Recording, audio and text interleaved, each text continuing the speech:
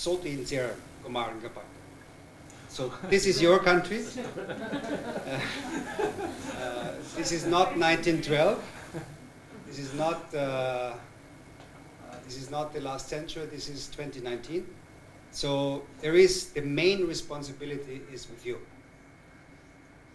Having said that, there are friends. Huh? There are your international friends. There's definitely Austria, which is ready to help if there is a need. The topic today is Albania at the crossroads. Albania at the crossroads, I think it's a fitting topic for the period we live in. Unfortunately, these critical moments, which we see at the moment, have been too often over the last, let's say, 25 years. And I think it's time to really sit down and look very deeply into the issues and into your system you have, into the constitution, into the electoral law. And I think there are things to be fixed. I think there is also the likelihood that something's going to happen, a more deeper reflection will happen, is also there because the crisis is deeper than usual. Having said that, Albania has come a long way. I was a very young diplomat coming here in 97, 98. I was here for half a year. And I worked with the European Union monitoring mission. And based, the headquarters was in Sarajevo, just after the wars of Yugoslavia, but there was also an operation here in Albania. And I was sent down when the crisis started and spent time here during the terrible year 97 and the beginning of 98. And looking back, of course, and comparing, this is a small miracle which is happening. Progress which Albania has made is huge. It's by far the biggest progress of all the countries here in the Balkans. Also because Albania started from the very bottom, if not below zero.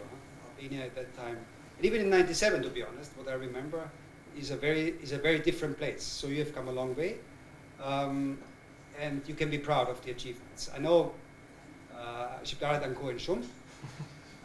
Not only Albanians, also Austrians complain a lot, but there's also a lot to be proud of, a lot which has been achieved over the last 20 years. So you should not discard that and join this big choir of people actually only complaining about what's happening. It's not true. There's really a lot you can be also proud of. But having said that, I think the current crisis should give you pause, should give you the time to reflect and see what you can do to improve the system. Basically, what I see here is that every 2 years, with the election periods, with the local elections, and then 2 years later the general elections, Albania goes into crisis mode. Usually in democratic countries, elections are there to solve crises. In Albania, it seems the other way around. In Albania, election periods actually create huge problems. So that's a bit of a paradox, and you need to really think what to do, how to address that. But before that, I think the most urgent thing to do now is to sit down between the leaders, and there are another 10 days before the local election. I think what happened yesterday in Shkodra and 2 days ago in Baramturi is actually a disgrace. Burning schools, as I fully agree with Madame Topali, no Democrat burns schools. No democratic-minded person burns schools. I would even go further, no Democrat uses violence. This is democracy and violence are completely different. And I think I completely agree with Josefina Topali on that one. And it should give you pause, it should give the country pause, it should give the leaders pause, and actually take a step back and address this issue the next 10 days. Sit down and avoid the train crash, which is about to happen. I think this is the most urgent thing. If there is need for internationals, as you say, let's talk about it. I think this should not be the impediment. This is the first point. The second point, coming back to the election periods, I think it's really time to look and take the heat out of the election periods. Taking the heat out of the election periods, meaning that you design a system which makes it less likely that you have people not entering, parties not entering the elections, afterwards parties not recognizing the results, and afterwards boycotting the parliament. This has been happening too often in the past, and I think it's time to really fix it. There is no one easy solution, obviously, and every country does it a bit differently. Your system has certain flaws, but it's not terrible. You know, it was amended several times, but I think it can be really improved. But for instance, there is a lot of calls for opening up the system. I think that's very important to give smaller parties a chance. You have maybe national lists again, to have national thresholds of 5%. You have more than 5% all over the country, you get into parliament. There are also ways to address the issue of the administration of elections. Some of your neighbors here have the system like Greece, for instance, that before every election, parliamentary elections, you have a technical government. For 3-4 months, you have, for the main post, for the interior minister, for the finance minister, for the education minister, you have technocrats to take out the heat of the election system, and also to make it more difficult to use state resources to be involved in the elections. I think those are very important issues which should be discussed. I think there should be a national debate. This should be something which you don't leave to your politicians only. I think it's you have a say. I think this is one of those, if you want, John F. Kennedy moments. Basically, not asking what the country can do for you, but what you can do for your country. And I think there's a lot you can do for your country. I've been impressed by what civil society groups have been doing over the last 2 months. I came across this organization called #, hashtag initiative. They've been collecting in about, 2 weeks, 3 weeks, 25,000 signatures to do exactly that, to open up the system. They have been going around all over Albania, and people sign petitions. And I think change will only happen if you are also involved. If you give your time, your energy, your heart to making Albania a better place. It's not possible. I think together with, then we're happy to come in as internationals. I think we have a certain role to play here, but without your involvement, it's going to be difficult. It's going to be difficult to achieve that result, and so I really hope that this groundswell, which I see now in Albania, that young people are getting more involved. Yes, you have also the phenomenon that people leave, but I also have the feeling that something is brewing. There is a certain ferment which is happening at the moment of people getting involved. I see here many young faces. I think this is your hour of getting involved. You should not leave the space only to your politicians. It's about students, it's about professors, academia, religious representatives. I had a talk with some of the bishops the other day, and there is a role to play, because they still have a strong role in society. There's business.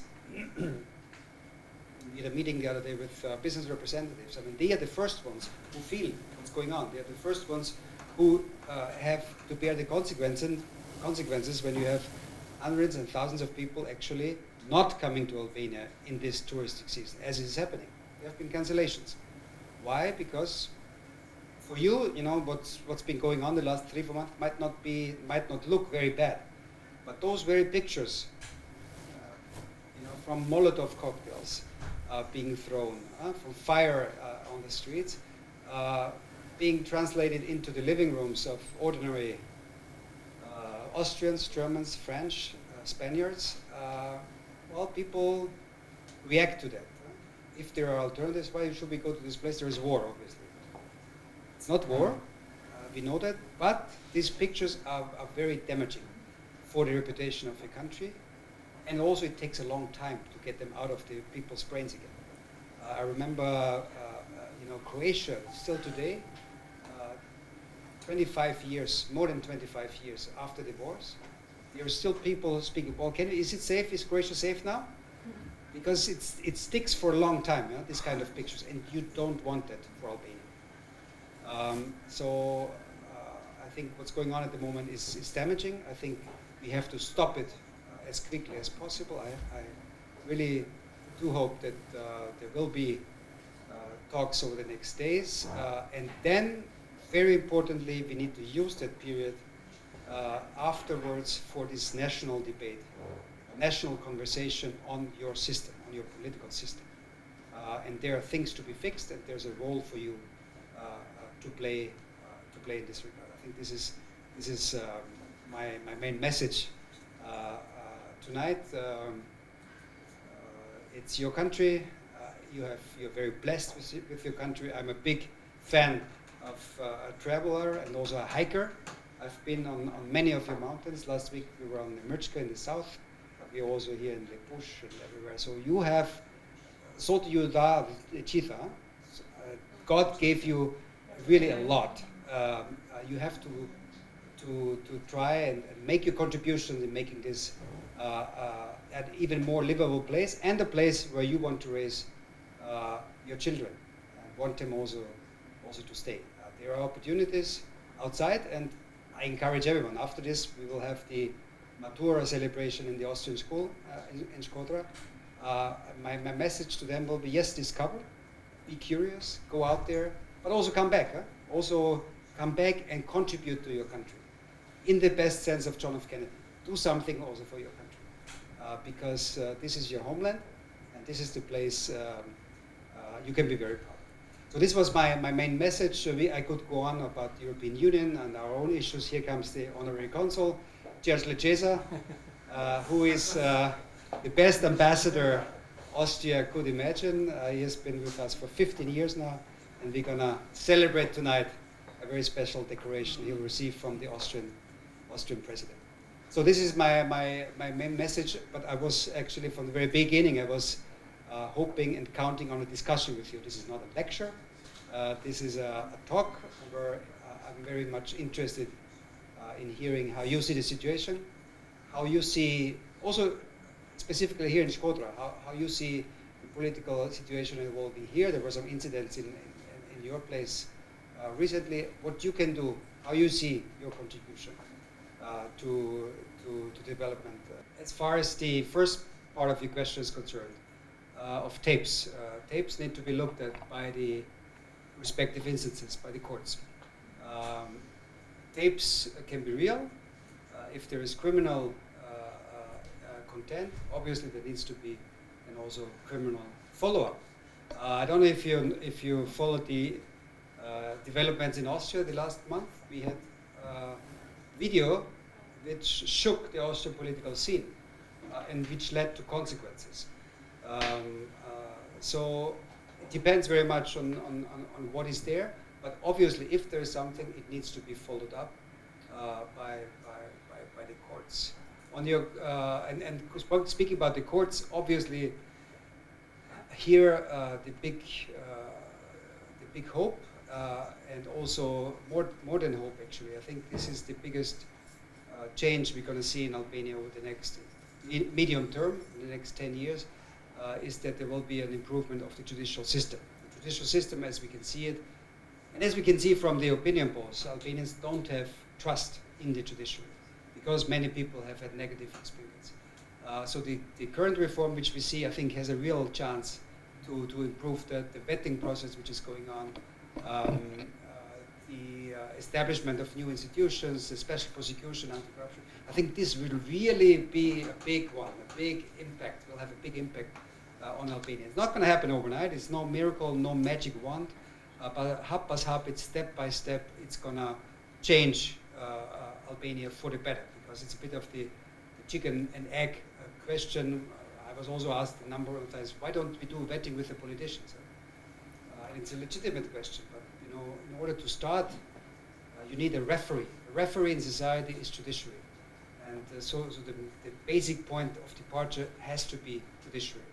From then, we can go onwards. Then there will be special prosecution, anti-corruption, and then it will move forward. But this first step has to be this establishment of these independent judicial institutions. It's happening. As you can see every day, there are the hearings. Judges, prosecutors for the first time have to stand in front of the Albanians and defend their wealth and defend what they have been doing over the last years. I think this is a very healthy development. They're also very good judges, very good prosecutors. It's not all black and white, but there is, but there has been a strong tendency, also for historical reasons, for the beginning, the way you established the system. You had the 6-month crash courses for judges and prosecutors. So you have a lot of historical luggage, and you need to get rid of that. And I think the justice reform is incredibly important. Coming back to your question, to address all those issues. Your question on the 30th of June, by nature, I'm an optimist. I think there will be, it can be diffused, the situation can be diffused, but we should not take it lightly. We should take this situation very seriously. What I hear and listen to, and you have these talk shows all over. From 8 o'clock in the evening until midnight, Albania is having this huge, it seems like a national conversation, but actually it's like, it's a repetition, I find sometimes. And what is disconcerting for me is the carelessness of people, intellectuals, journalists, people who are well respected, who call for violence. I think this is really, really dangerous. There is this. There are those people saying, well, we can actually cleanse the system. We can have a catharsis. Just have violence, short period, and then it's going to be better. The problem with violence is you cannot control it, and it could really throw you back years, more than years, 10 years, 15 years. And there's a lot, as I said in the beginning, a lot Albania has achieved over these 20 years. There's also a lot to lose. So I would be very, very careful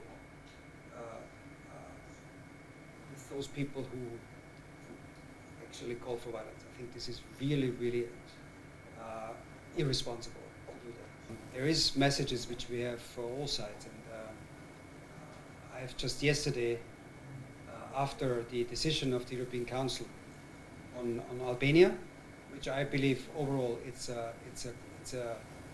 not a bad compromise. It gives Albania more time until October to solve this domestic standoff, but also to continue on establishing, for instance, the Constitutional Court. It's very important to have now especially in this situation, we would need it. We don't have it, unfortunately. But it's possible to have it until September, October, and I think the government has now more time to show that and the institutions have more time to establish the Constitutional Court. By the way, the third thing why I think this decision from the European Council is that it's important for Albania is that it keeps Albania and North Macedonia together. It doesn't decouple, because there was a danger at some point that Albania and North Macedonia will be decoupled. No, they're together. There are 3 more months, and I think the important message, and coming back to your question, to all political sides is to use this time. What we need is more political responsibility and less risk-taking, less brinkmanship. I think this is the main thing, and I feel to all sides, including the government, they have a big role to play to diffuse the current situation. I believe there is time still to get together. I believe the time until the last moment has to be used to solve that situation. It's been heating up a lot these last weeks. We have had incidents here in the north, especially, but not only. I think it would not be wise to continue that and have that situation continue until the last moment, and then see what's going to happen. I think that's what I would call risk-taking. That's why I call on all sides to take a step back. Think about your country, think about the future, think about your next generation, think about your kids, and do what's necessary. I don't want to put all politicians in the same basket. No. I believe you mentioned, the last 30 years and the time you have lost. Yes, I think you have lost too much time. I think you could be much further. Why could you be much further? Because Albania is actually blessed, as I said, not only with the nature and the culture and the people you have, but you don't have certain problems other countries in the Balkans have. It's something uniting. So you have all those difficult issues which other countries do have, you don't have. But still, you have these very deep cleavages, with this very deep polarization for whatever reason. This is one of the things, even after many years here, I do not understand completely. I mean, there are some explanations, clans, whatever, but to me, these explanations are not convincing. I think you should really work on getting over this polarization, or trying to reduce gradually. It's not going to work overnight, but trying to reduce this extreme polarization which there is in the country. Developing a culture of compromise. I think this is the main thing which you need to work on. In the last 50 years, we had 30 years of grand coalition. Two big parties actually being in a coalition government. I'm not sure if this is the right answer for Albania, but it could be. I don't know. You should try it at least.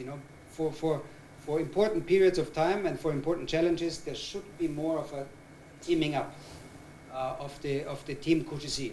You're one country, and on the big issues like the European Union accession, you should be much more united than you currently are, and really not lose too much time, because Albania has lost too much time these last 30 years.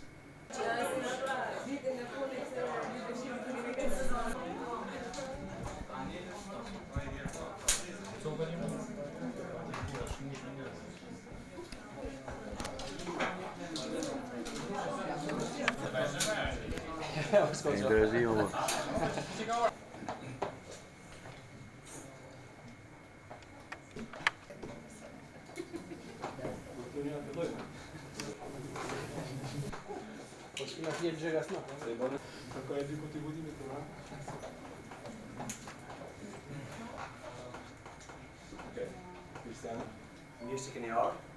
Lutem të them shumë për prezencën tuaj në mesin tonë. Duhet të përndër si për prezencën në mesin tonë, por e që më rëndësishme është kuraja juaj. Me përballë një temë kaq delikate që është sot. Shqipëria nuk kryq. Është një temë që sapo e mendoj me sjell 100 vite përpara, kur Shqipëria ishte përsëri nuk kryq. Do në dëshë të bënim gjatë princ vitit në ato. Që apo vjen në zero në kjo kataragura ku kemi rënë. Kam përshtypjen që nuk ka më asnjë princ viti i cili vetë sakrifikohet për me zgjatur këtë krizën tonë në vendit. Por të njëjtën ngjarje që më trembat e rrosë edhe ne shqiptar. Nuk kemi asnjë farë dëshirë të zgjatur vetëm me kësaj krize që jemi brenda. I drejtojmë gjithmonë pjesës të leadershipit që na bashkë të flasim për ashtu probleme në vendin tonë.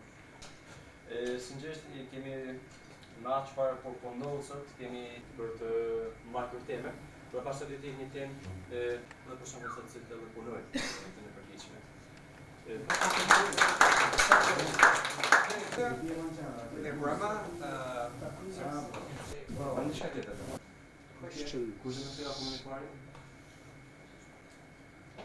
Here, see first question. Mr. What you said that God gave lots of beautiful things to this country, and it's true. But don't you think they give more to the women than to the men? What, because of their beauties? What is your point of view? Ask this kind of questions.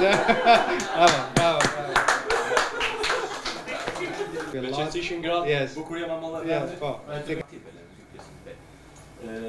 Komplimentet që janë ndër të vetë ambasadorit që e bëni në gjë të tjerë. A thonë është atë ka koha që Osmani po vitin më vjen. Me hapjen e negociatave të Shqipërisë uroj të jetë në vjeshtën që vjen, apo do të ketë disa iniciativa të cilat promovojnë në ndihmojnë rinj që të zhvillohet. Programet të cilat Bashkimi Evropian, Austria dhe shtetet tjera të Bashkimit Evropian pikin të dedikuara për rini. Se me atë çfarë po shifet, faktikisht shifet që vetë motor i cili në një praktikë do ta nxjerrin këtë trenin nga baza programet mund të jetë vija.